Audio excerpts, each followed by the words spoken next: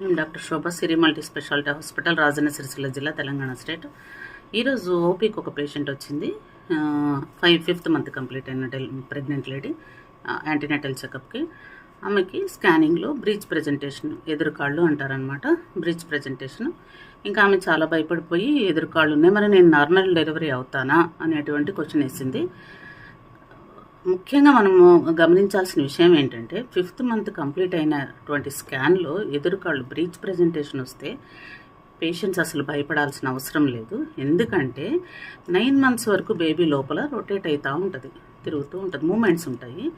అది సెటిల్ అవ్వడానికి పొజిషన్ అంటే సెఫలిక్ అంటే హెడ్, తర్వాత బ్రీచ్ అంటేనేమో లెగ్స్. అది కింద పెల్విక్ గ్రిడ్లోకి సెటిల్ అవ్వడానికి 9 months కంప్లీట్ అయ్యేంత వరకు మనం వెయిట్ చేయాలి. అది మామూలుగా అది నార్మల్ ప్రాసెస్. కాబట్టి 5th మంత్ కంప్లీట్ అయ్యగానే ఎదురుకాళ్ళని చెప్పంగానే భయపడాల్సిన అవసరం లేదు. 9 months కంప్లీట్ అయ్యేంత వరకు అది మూవ్ అవుతుంది కాబట్టి దాని గురించి భయపడాల్సిన అవసరం లేదు. కానీ 98% కేసెస్లో బేబీస్ మూమెంట్లో కిందకు వచ్చేస్తూ ఉంటుంది, హెడ్ కిందకు వచ్చేస్తుంది.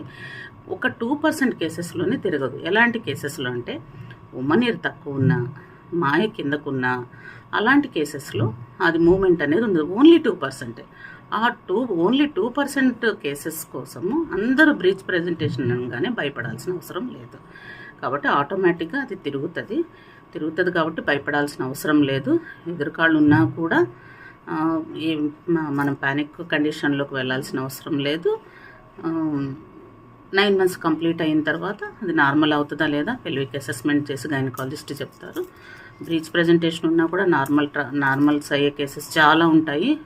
ఎక్కువగా ఈ వడ్డేరా ముస్లిమ్స్ వీళ్ళు బాగా అంటే ఫిజికల్ ఎక్సర్సైజ్ అనేది వాళ్ళ ఎక్కువ చేస్తుంటారు. ఈ రాళ్ళు కొట్టే వాళ్ళు ఉంటారు కదా, వాళ్ళలో ఎదురుకాళ్ళు ఉన్నా కూడా నార్మల్ డెలివరీస్ అవుతూ ఉంటారు. అది పేషెంట్ వాళ్ళ మెంటల్ కండిషన్ బట్టి వాళ్ళు పాజిటివ్ వైబ్లో ఉండాలి. ఇప్పుడు ఎక్సర్సైజెస్ కూడా మేము అడ్వైస్ చేస్తున్నాము, వాళ్ళకి వీడియోస్ ఇస్తున్నాము. అవన్నీ చేసుకుంటూ కూడా నార్మల్ అవడానికి ట్రై చేయాలి. Thank you.